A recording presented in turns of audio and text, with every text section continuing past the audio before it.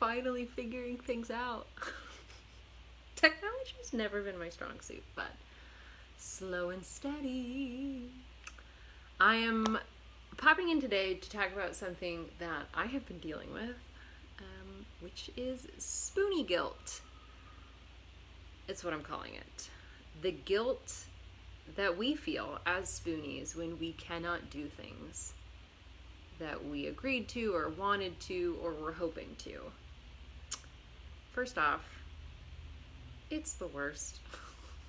This added pressure that we put on ourselves that's completely or entirely out of our control is so unnecessary and only further detrimental to our healing process. So I'm sharing where I'm at with it, in addition to also granting you permission and myself to let our Spoonie guilt go.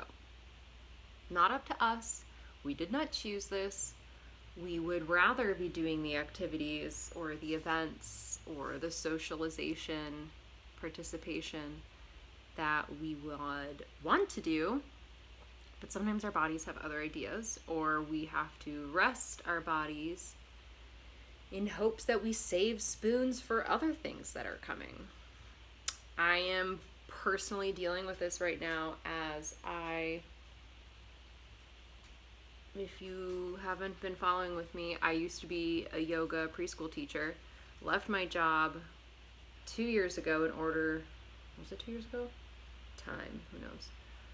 To work on my body and healing my body and honor what my body needed. I could not teach full-time tiny humans. It was a lot for anyone, let alone someone with Addison's disease and chronic pain. At the time, I didn't know what else it was.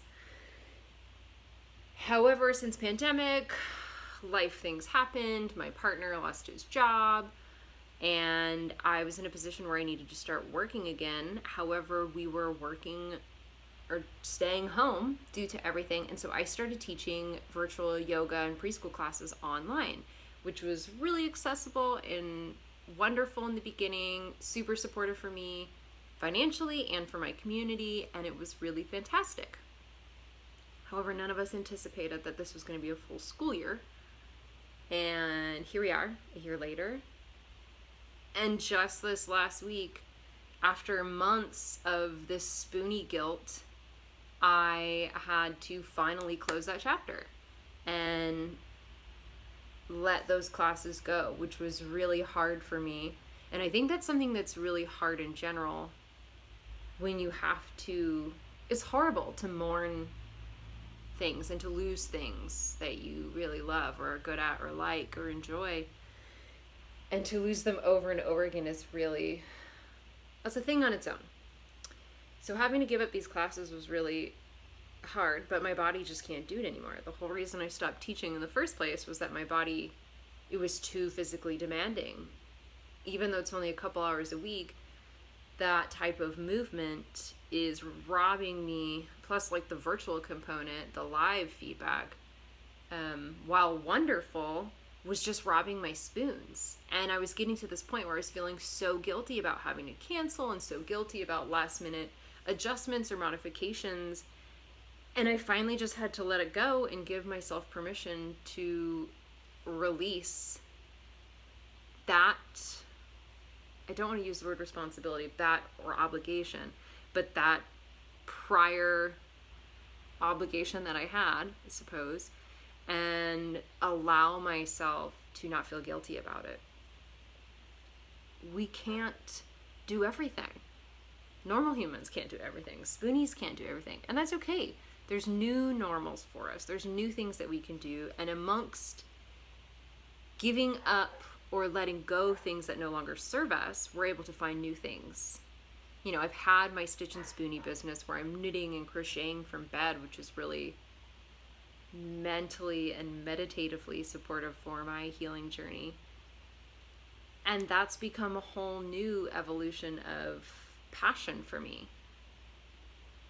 I think, before I get too brain foggy, where I'm trying to get at is that we don't need the additional pressure on ourselves that we seem to notice in society about how doing is the only way to feel good or to be present, where in reality we truly know that doing less, honoring our spoons, and being kind to ourselves is really the only way that we can. My brain fog has escaped, or has entered, I suppose. It's the only way for us to be truly authentic and present in any moment that we are in, are going to be in. And in order for us to be genuine to ourselves and to others. So, much like steroid guilt, at least for Addisonians, and anyone who takes steroids for life or for medicine, Spoonie guilt is a whole other thing, and we gotta let it go. I'm saying that as much to myself as to everyone else, that it is not our fault. We did not choose this.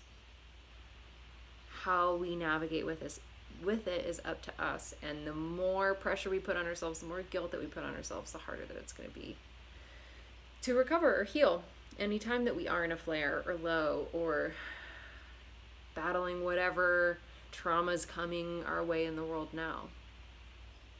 So we have to let that go and just agree to honor our hearts and be kind to ourselves. That's where I'm coming at right now, because that's what's happening in my life. Clearly I'm coming in now once a month, as that's when I have spoons and energy to do so. But I am so grateful that you are here and that you are present. I hope that you are healthy and well. Light and love, all the spoons, and I hope you have a wonderful day.